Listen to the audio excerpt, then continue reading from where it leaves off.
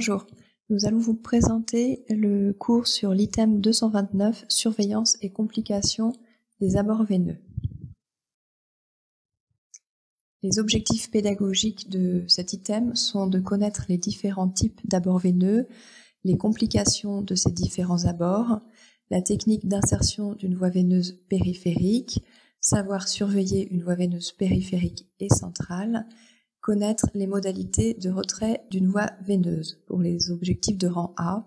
Pour les objectifs de rang B, connaître les conditions d'insertion d'une voie veineuse centrale et les principes de traitement des complications les plus fréquentes des voies veineuses.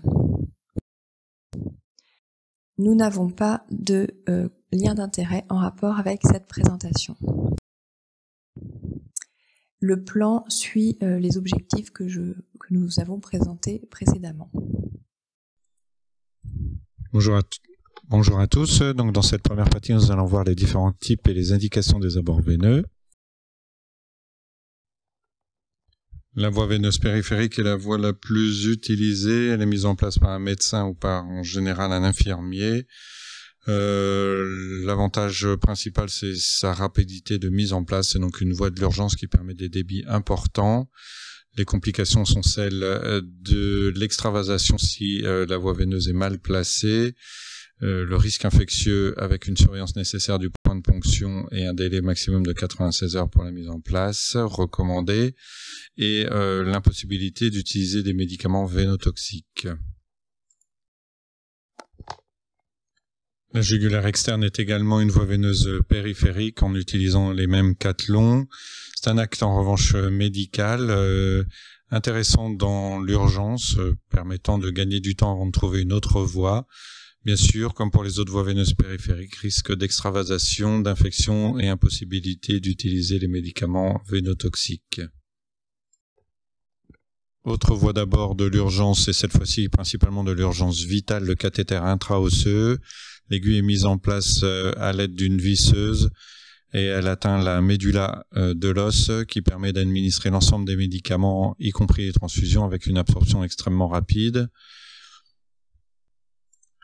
Il est mis en place principalement au niveau tibial antérieur, au niveau de la tête humérale. Le geste est réalisé par un médecin. Le midline est également une voie veineuse périphérique car il est introduit par une des veines périphériques, en général basilique ou céphalique, à l'aide d'un éco-guidage. C'est un acte médical uniquement.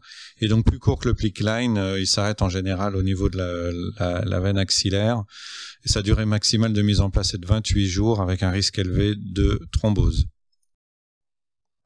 Parmi les voies veineuses centrales, la plus classique est le cathéter veineux central. C'est un acte médical uniquement.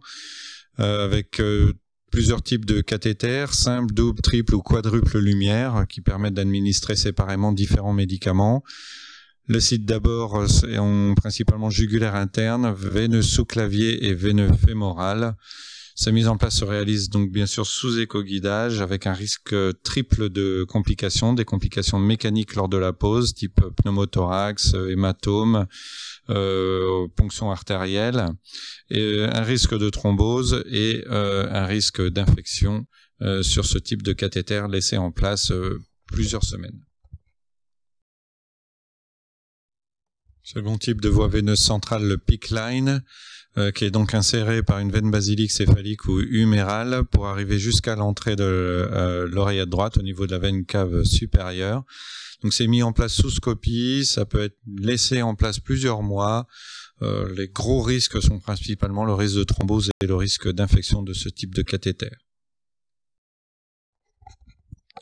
Donc dernière voie veineuse centrale, le porte-à-4 ou dite chambre implantable, un acte médical uniquement mis en place au bloc opératoire. Le grand avantage, c'est que vous pouvez le laisser en place plusieurs années. Le principe est de mettre un cathéter au niveau du territoire cave supérieur et ce cathéter fait un trajet en sous-cutané, c'est-à-dire qu'il est tunnelisé jusqu'à une chambre implantable qui reste en sous-cutané et qui pourrait être ponctionnée à l'aide d'une aiguille spécifique appelée aiguille de Huber. Les risques principaux sont la thrombose du cathéter et puis bien sûr le risque infectieux. Il est principalement utilisé en oncohématologie pour l'administration de chimiothérapie. Nous allons voir maintenant la technique d'insertion d'une voie veineuse périphérique. Celle-ci doit être posée en distalité du membre supérieur en première intention pour préserver les veines de plus gros calibre. Le premier temps consiste à poser un garrot, faire un repérage visuel et par palpation d'une veine superficielle, puis, après asepsie cutanée, ponctionner la veine avec un cathéter monté sur une aiguille rétractable qui sera ensuite retirée. On vérifie la bonne position du cathéter par le fait qu'il y a un écoulement rapide de la perfusion en débit libre, sans diffusion sous-cutanée ni douleur, et qu'il y ait également un reflux de sang quand on abaisse la perfusion sous le plan veineux, puis on pose un pansement occlusif et transparent pour la fixer. La technique d'insertion d'une voie veineuse centrale est différente. Celle-ci est posée de manière percutanée également, mais sous asepsie chirurgicale stricte, de manière éco-guidée, selon la technique de Seldinger. Cela consiste à faire une ponction à l'aiguille jusqu'à avoir un retour veineux, introduire un guide métallique dans l'aiguille, puis dilater avec un dilatateur sur le guide et enfin insérer sur guide un cathéter central. On enlève ensuite le guide, on fixe le cathéter, puis on réalise un pansement occlusif et transparent pour la surveillance. Pour les cathéters caves supérieurs, un contrôle radiologique est nécessaire pour vérifier la bonne position et l'absence de pneumothorax. Enfin, la technique d'insertion d'un cathéter intra-osseux est également sous asepsie, se réalise comme voie de l'urgence pour adultes et enfants si absence de voie veineuse possible, en l'absence de contre-indication sur le site de la pose, c'est-à-dire de fracture ou de prothèse sur l'os. Le système est un système de visseuse électrique après une désinfection cutanée, avec un vissage, un bolus intraosseux pour créer le chenal, une perfusion dans une poche de pression pour entretenir le chenal, un pansement occlusif et transparent. Cette voie est une voie de l'urgence dont la durée d'utilisation est limitée à 24 heures. Elle est juste réalisée le temps de trouver une autre voie, notamment de poser un cathéter veineux central. À présent, nous allons voir les complications des abords veineux périphériques et centraux. Les complications liées à une mauvaise mise en place de la voie veineuse périphérique à type de complications mécaniques avec échymose au point de ponction ou extravasation de la perfusion. Les complications infectieuses avec principalement la vénite qui s'illustre par un trajet inflammatoire au niveau de la veine perfusée et qui peut se compliquer d'une bactériémie. Et enfin, les complications thrombotiques à type de thrombophlébite. Parmi les complications des voies veineuses centrales, la première famille est hémorragique avec soit une plaie vasculaire, soit une ponction artérielle qui entraînera un hématome, un saignement actif, ou parfois des hématomes importants comme l'hématome cervical compressif en cas de ponction jugulaire et carotidienne, soit un hématome rétropéritonéal qui peut apparaître dans les ponctions fémorales.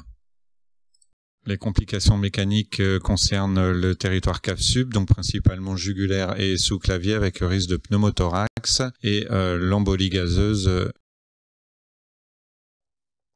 Les complications infectieuses en général par voie endo ou extraluminale du cathéter, responsables soit d'une simple colonisation du cathéter, d'une infection ou au pire d'une bactériémie avec positivité des hémocultures prélevées sur un autre site.